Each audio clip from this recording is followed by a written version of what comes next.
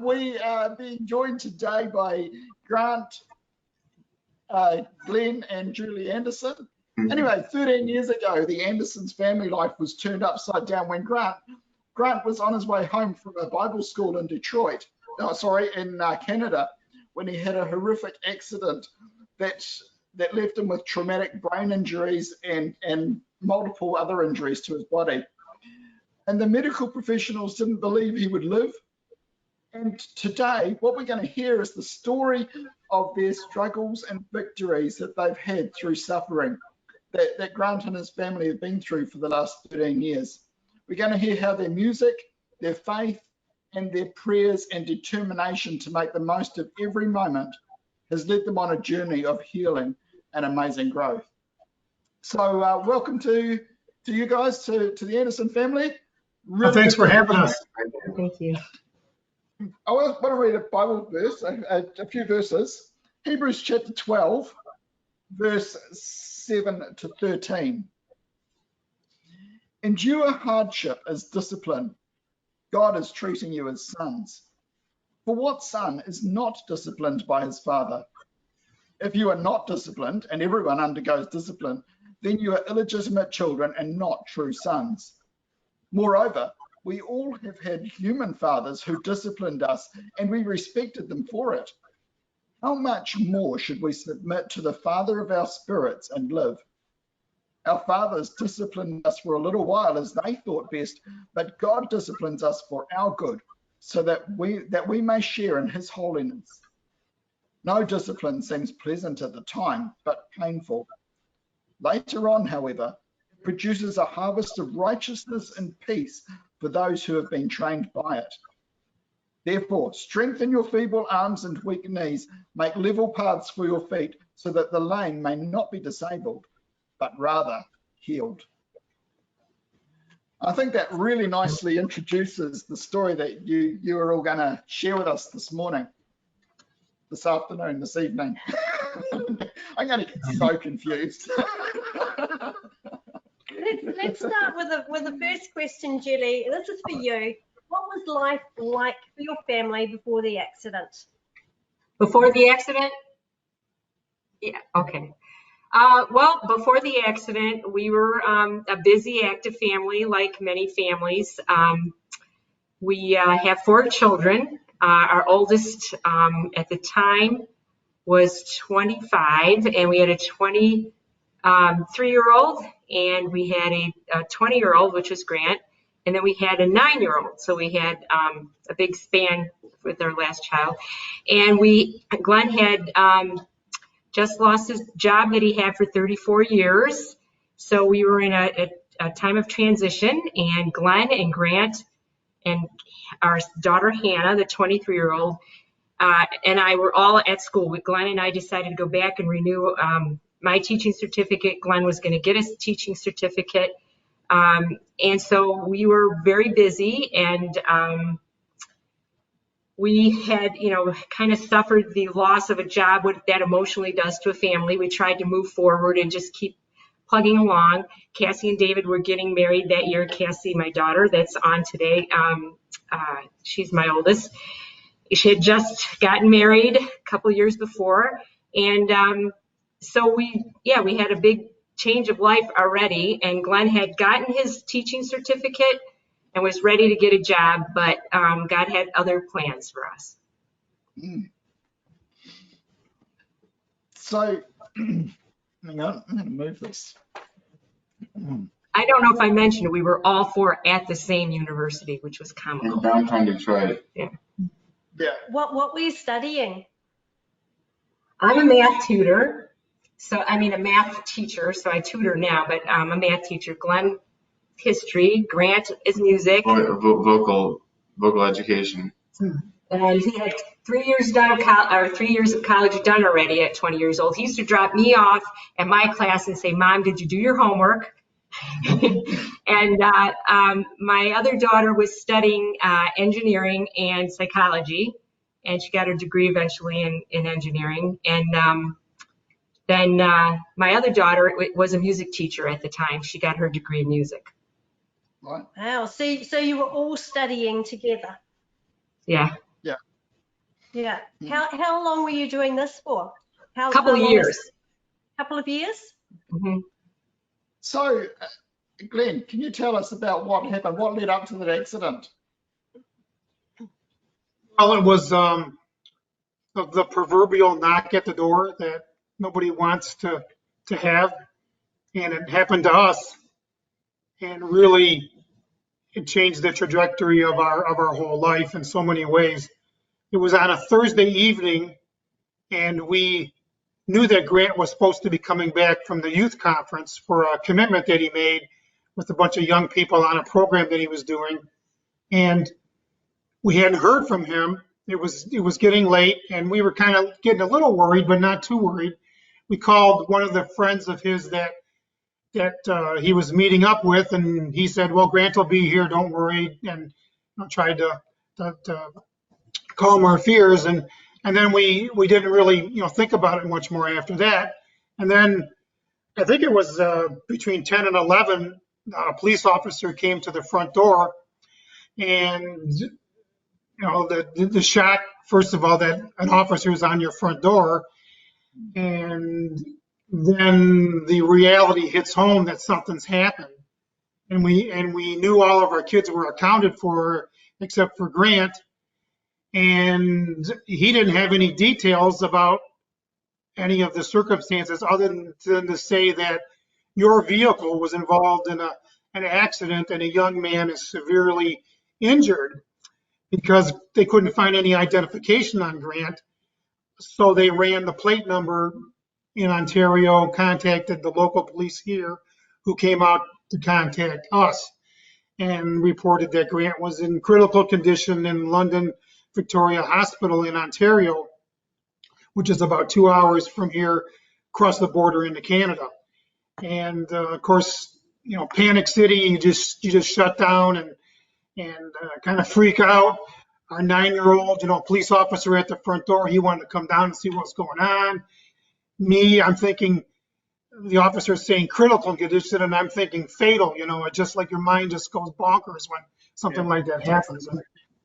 And then it was the big rush after that to get up to Canada as fast as we could. We called the hospital, and they wouldn't give us any information other than the fact that Grant was still alive. That's all that they would tell us.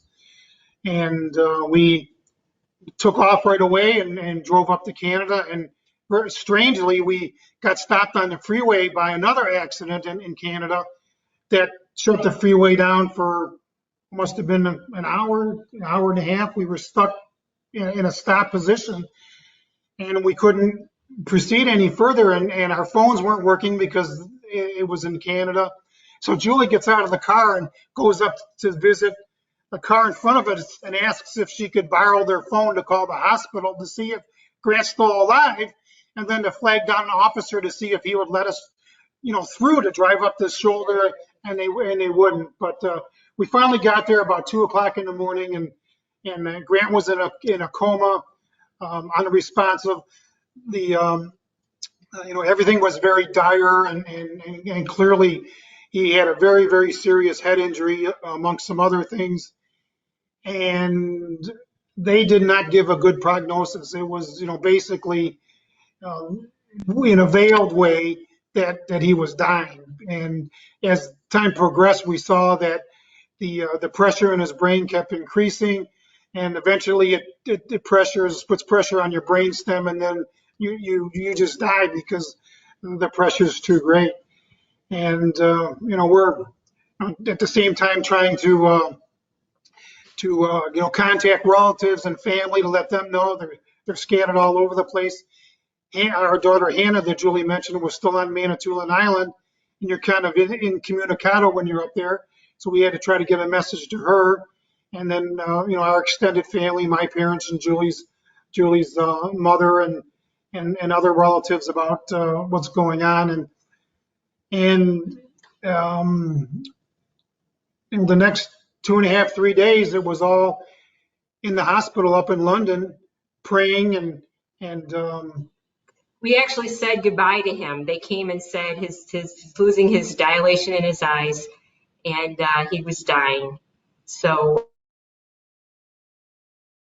went into a small room and all cried and prayed.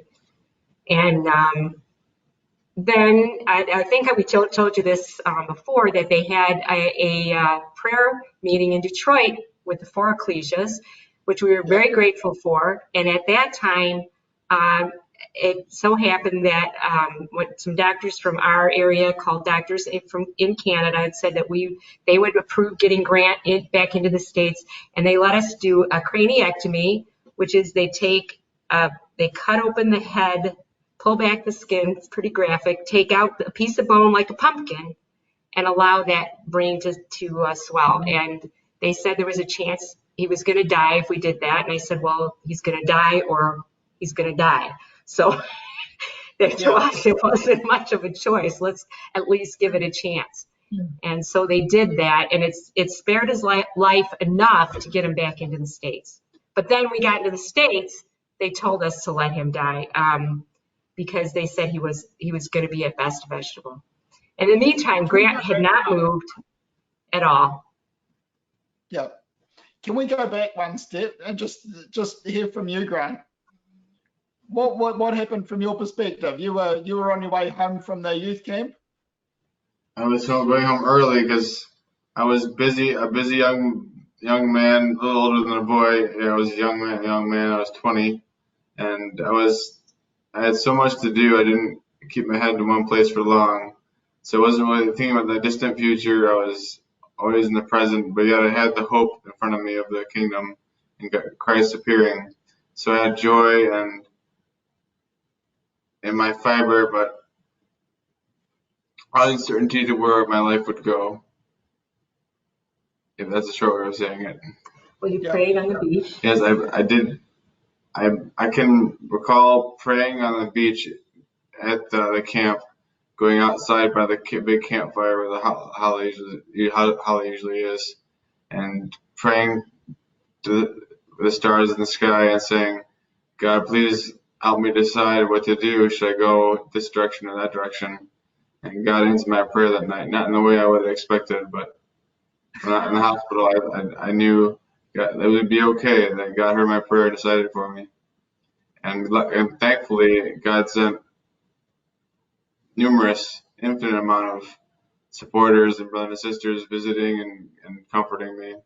There was actually a doctor in the vehicle not far back from Grant's accident that came out and held his head in his hands. He actually got into where I don't know if you saw the picture that just a few minutes ago. After they lifted the truck off of Grant, his van was right under the truck.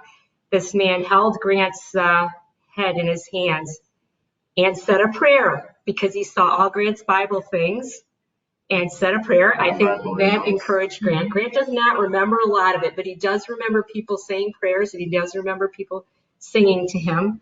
And then there was also another, there was a nurse, an emergency nurse, who also came out and helped. And we believe that we believe they were there to help Grant keep.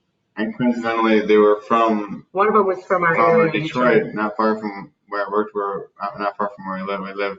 In fact, we were able to actually contact that emergency room physician who was in the car with Grant and confirm that story and hear from him. And he definitely was glad to hear how well Grant was doing. But you can see from the pictures here how devastating the actual accident was. They had to jack the semi truck up off of the van. That's a van that Grant was in. And you can see that that the damage was all the way back to the back seat. It was kind of frightening when I actually saw it for the first time. Glenn wouldn't let me see the pictures for a couple years. Yeah, I said, you don't want to see the pictures, Julie. Nah, sorry, we'll escape that. But what was fascinating was the actual number of people that came through. We were in London for 3 days, 5 days, yeah. It was wonderful to us. Yeah, great support locally, and then just literally hundreds of brothers and sisters from all over came into London, friends of Grant's, School. school classmates, his professor in the music department, Community theater. community theater. They came up to visit. I mean, even though Grant was unresponsive, they came to, in case they were saying their goodbyes, and to talk to us. It was just phenomenal support. But it really agitated the staff, didn't it, Julie? Yeah, well, we were letting people through to talk to him, and 2 people at a time. And one nurse came up to me and said, "Why are you doing this? You know, he's just going to die." And I said, well, I was kind of hoping that he wasn't, but if he is, I want people to be able to say goodbye to him. And I wanted Grant to know that people were there in support of him.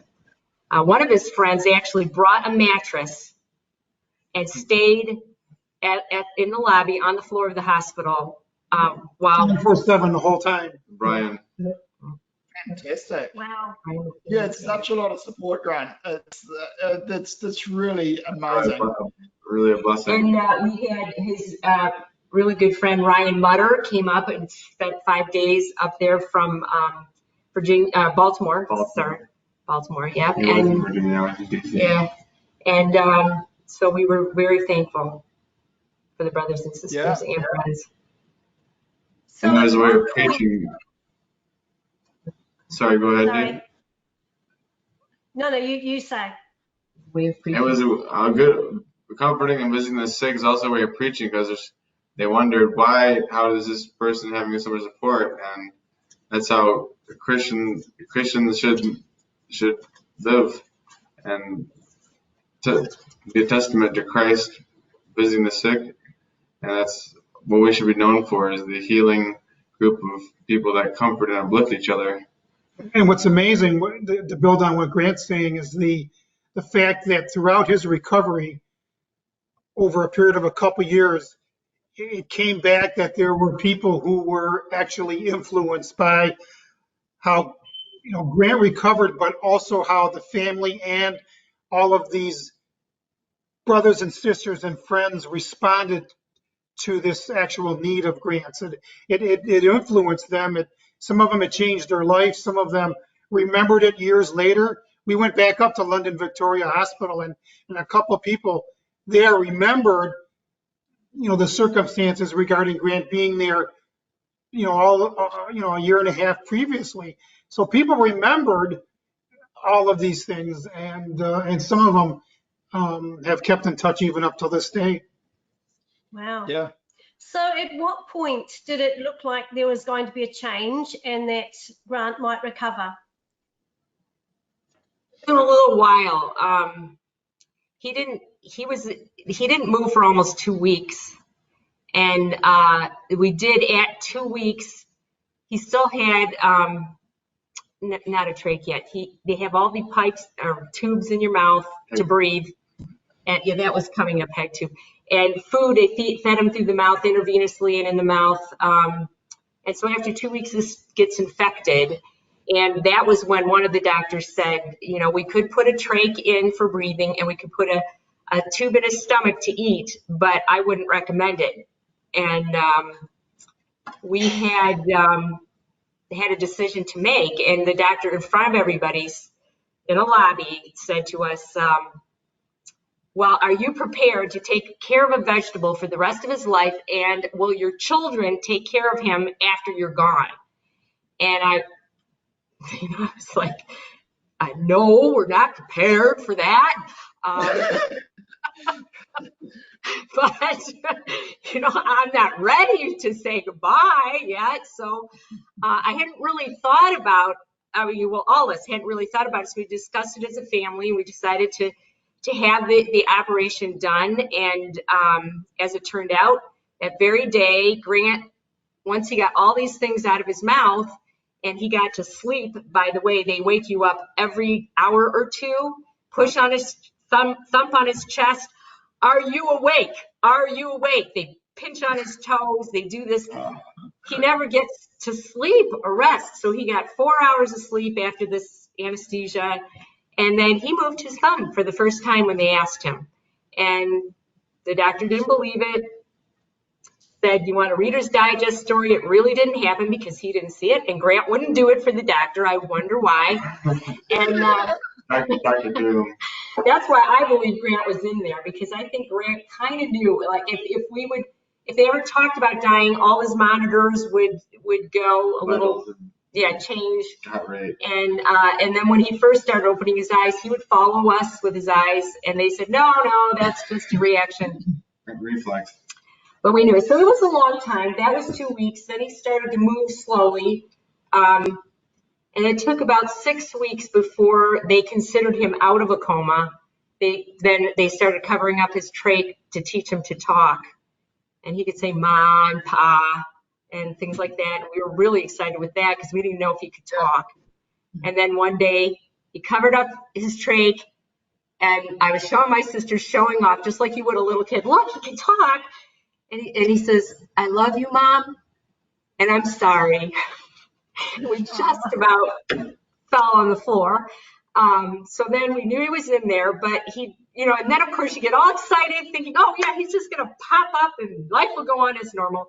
But it didn't, because he had a lot of brain damage, and his memory was affected very, very poorly. You'd been on 2 trips before your accident. Yeah. I went to Jamaica for a mission or preaching trip.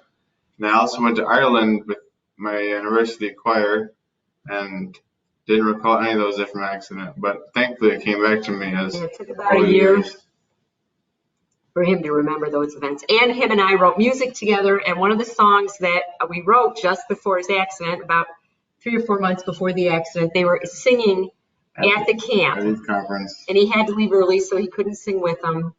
And he could remember the song when he woke up, which is amazing. That's why God says to sing. It stays in your brain in both parts of his language center. God's word, it fills all your mind with, and it will stay with you forever. He couldn't remember writing it, and he didn't remember where we were when we wrote it or anything, but he did remember the song, and we would sing it together. So what part did music play in the healing process? Because I know it played a big part. I mean, you're all very musical. You're half of your university studying music, teaching it, or whatever. What part did it play in the healing process? I did a bunch of research on this for my senior project for college at university, and there's so much proof that music is the best recreational activity to do. Recreational activity for anyone to do, because it crosses both hemispheres, even if there's a damaged part. Like for people with old age, dementia, or strokes, or brain injuries, you can relearn to speak by music. People can sing most times when they can't talk. They can't talk a lot of times. Music's wired that way.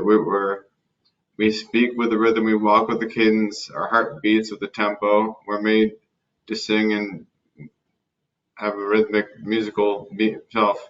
It also helps you memorize things. Yeah. And so when Grant could not remember the order he was supposed to do something in therapy, we would have him sing. He sang a lot in his therapies. It distracted him from pain, right? Distracted him from pain. It comforted my emotions. Also, it was a good study benefit when I sang the notes and answers to studying the lessons. When he was in college, a lot of his work we put that he had to memorize, like his logic class, if P then Q, if not Q then not P, and all of those things. It's a bunch of rules like that. A Q. Yeah, we made songs out of them. Yeah, it's one of the best methods. So that's why we think it's important that God said, why God said to sing, is because it really puts it deep into your whole being. It's one of the most recorded commandments, and we as in our ecclesia community don't always take that very seriously. Some brothers do, like Peter Clausen is a strong component for it. Yeah. But some people think it's only the sorry? You sang a lot too, Grant, while he was healing too, didn't you, Julie? Yes, in the early days, when he was still in the coma, we brought a CD player in and played all sorts of music that he was used to, including Christmas music that we would play at Christmas. I mean, I know there might be people that are a little, I don't know what people's feelings are about that, but we played him Christmas music, and we played him our music we wrote, and then Bible school programs, sang hymns out of the hymn book. His favorite one was "Grant us thy peace to set us free, and kindling hearts that burn for thee." He really liked that one. And yeah, we tried to wake him up as many ways as we could, and singing definitely. In fact, Grant had written some music for this event that he was coming home for, and we hadn't heard that music, and he recorded some very fun songs in this for this event that he was working on, and we heard them for the first time ourselves, and we played them for him because that was some of the last things that he did. Yeah. The music anchored me to different points in my life. Yeah, that's cool. Yeah. One thing that was significant when he went back to school, his first class that he took back at university was a choir class, which he audited because we knew how important music was to him. We knew how supportive the music department at Wayne State was to Grant, and that worked out really well. And then the next semester he took the same class actually for credit and did very well in the class. But I can remember a couple semesters later he had to take a conducting class, and that was quite a challenge for him. That was hard. In his first semester back at university, he took a conducting class and made a conscious decision that everything would be therapy. All of his back to school and all of his activities at home, everything would be geared to a therapeutic approach for his recovery. And he was having trouble with this conducting class. He just couldn't get the 1, 2. 1, 2, and he was really good conductor prior to his accident. That's right, yes. And the professor even told Hannah, who was helping him, said, "I'm not conducting a therapy class here." Little did he know he was, because Grant eventually got it. And later on, the professor was getting frustrated with the lack of progress of some of the students, and he said, "If Grant can do this, you can do it." You're an inspiration all the way through, Grant. What's that? Say that again. You're an inspiration all the way through. Oh. If you look up on YouTube, Grant Anderson conducting, you'll see one of his first times conducting. Hannah is holding him with the gate belt. Yeah, well, I think we'll put that link up a little bit later. So yeah, we'll do that. Cool. So, did it cause big faith questions? Well, for Grant, he was in a coma, so he doesn't remember the early parts real well. I can speak to me, and then you can speak to you. Sure. Grant was going to Manitoulin Island to get his head, connected with what he was supposed to be doing, the right thing. He always thought about God and encouraged other people to. And I just felt that this must be from God because he was on a good trajectory, although maybe that was just wishful thinking on my part. Maybe it was because in despair you turn to God. But in the early days, I just prayed that God either would let him live or help me to survive if he didn't. So that was mine. And when we realized it was going to be a longer journey, then it is a little bit more difficult because we believed that Grant was a miracle. But then when somebody approached us and said,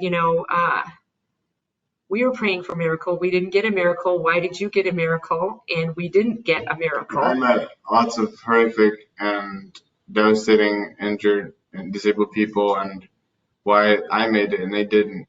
Or they had less damage. They had less damage. Yeah, but some that through illness or cancers or different things that just don't survive at all as young Missing people. arms and legs and spinal cord injuries. Yep, we've seen a lot. Yeah. So, I can't answer that question. I just know that every road has its good points and has its bad points and has its hard moments. And Has its twists and turns, ups and downs, but they're all leading towards the same place. Yeah. Well, Well, I was just going to say, kind of like Julie, you're so overwhelmed with the emotions of the moment that you're just praying that God would spare Grant's life, without thinking about any of the consequences or any of the questions as to why. And then when it was fairly assured that he wasn't going to die, that's when you start being more reflective and applying the exact situation that you're in to your knowledge of Scripture.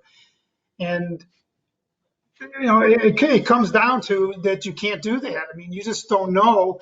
You know God works in our lives, but to say for sure that this or that is happening at the direction of God and what's going on, you can't do it in your life assuredly, just as you can't do it in anyone else's life when you look at the difficult circumstances that they're going through. And I think I just fell back on the principle that we see in Romans 8, that all things work together for those that love God, but you just don't know how that is in your own life. But you're self-assured because of your faith that has to be true, but I don't know how it's true in our life at the moment. And then you pray that maybe in some way you get some insights into that as the years go by. And then, of course, in the kingdom, Lord willing, you're going to know all the answer to those big questions. But it's just, that question is very personal. And each of us has our own response to it, just as anybody else would to trials and difficulties in their life and how it challenges their faith. One thing Grant said to me about, after we brought him home 5 months later, he was in a lot of pain. And he said to me, Mom, why didn't you just let me die? And I had to really think about that. I had to really think about when I prayed for him to live, was I praying it for me, or was I praying it really for what was best for him? Because it's a bigger road for him to walk. I mean, it's changed our lives, but it's a bigger road or I should say to not walk, but now he's walking, so that's a good thing. Not very well. But I didn't know what to say. And I said, well, Grant, I guess I was just thinking of myself. I didn't, really think at the time how it would affect you. I just didn't want to lose you. And I said, I guess that was pretty selfish. And he says, no, Mom, it wasn't selfish. I would have done the same thing if it was you. But he was struggling. And yeah, it's not an easy road. No. So how have you seen your family's, your own or your family's perspective change on life or faith or community since the accident? Could you repeat that? How did it?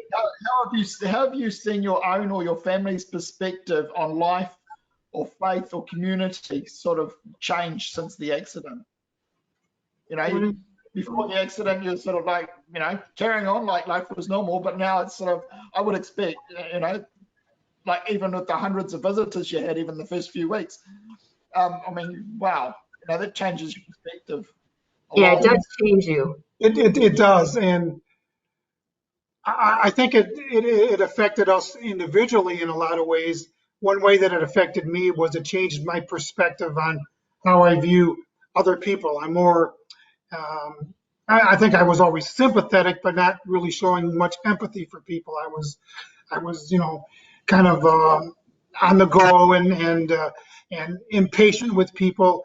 And now being with Grant for all these years, the empathy comes through that I'm more patient and I'm willing to think, put myself in the shoes of somebody else and give that person the benefit of the doubt instead of being critical or to be, judgmental. And so I think that's one lesson that I've learned. And then the bigger thing that I've seen is just the wonderful outpouring of within our ecclesial community, within the faith of our brothers and sisters and the ecclesias, and the support that we've gotten in so many ways. Giving talks. One example would be within a year, Grant was able to give an exhortation, and it was a very substandard exhortation by anyone's measurement, especially Grant's. Physically, he had to be helped up to the platform. Physically, I had to stand next to him and run my finger along the words as he read them to keep his place. He's blind on the left side. Blind on the left side of both eyes. He's partially paralyzed on the left side.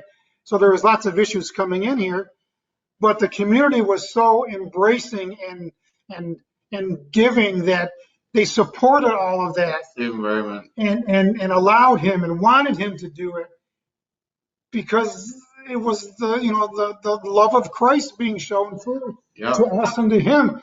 And of course, it was a great cognitive therapy for him to write and to stand up and give an exhortation, and it still is now to do that. Definitely. And it's just that's one little perspective of myself, and then a bigger perspective on our community, where we saw things that perhaps we hadn't seen before.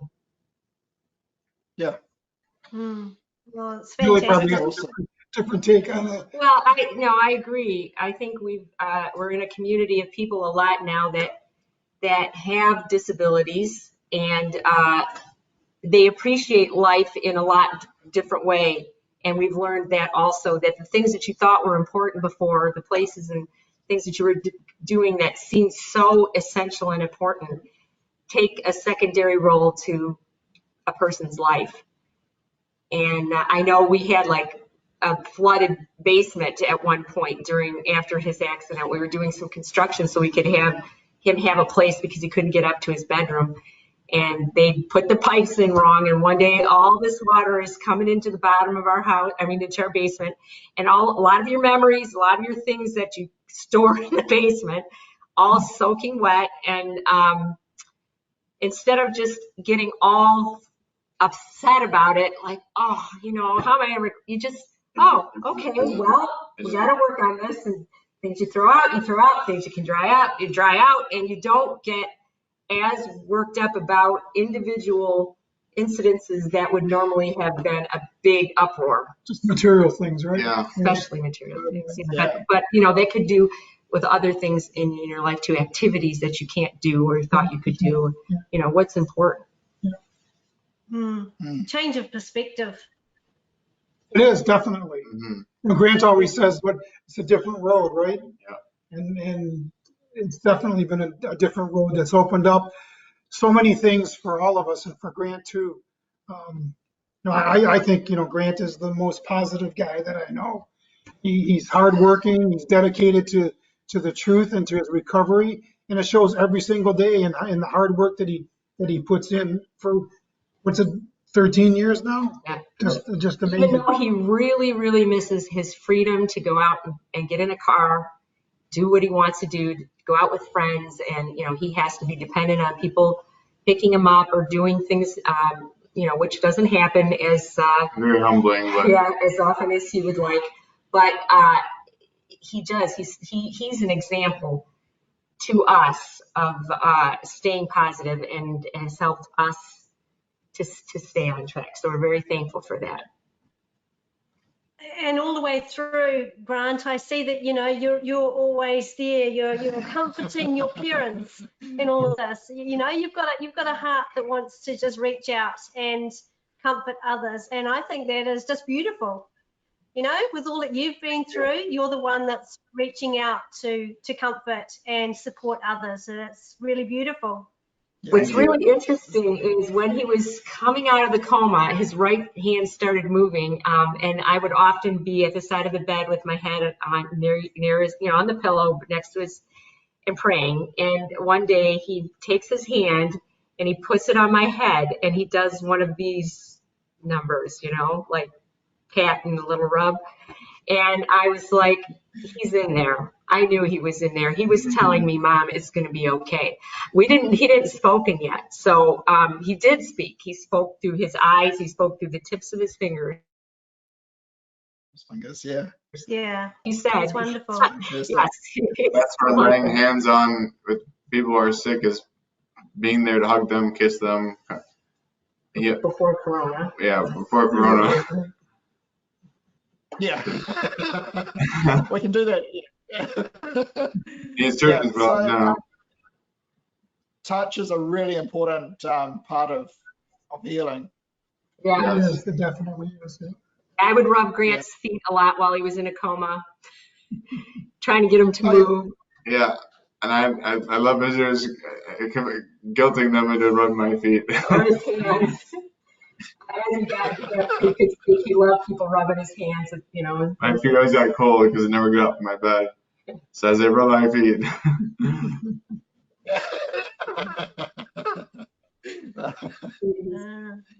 The filter wasn't quite. The filter wasn't quite there in the beginning. So, and that's an interesting thing. Having somebody, Grant has gotten his filter back, but he would just say things like, "Why are you arguing about this?" Or, "Mom, you shouldn't get mad about that." Or, you know, just whereas kids usually are a little bit hesitant not to tell their parents things like that because it could get them fired up a little bit. If Glenn and I would argue about anything, he didn't like it. And it made me think about how when you argue in front of little kids, they're not as articulate to just outwardly say. I lack tact, but I get it. I get it But back. he was out there, he would say exactly what he thought of something. Yeah. Yeah, wow. So we'll wrap this session up now, and we're just so thankful to you for spending this time to chat with us.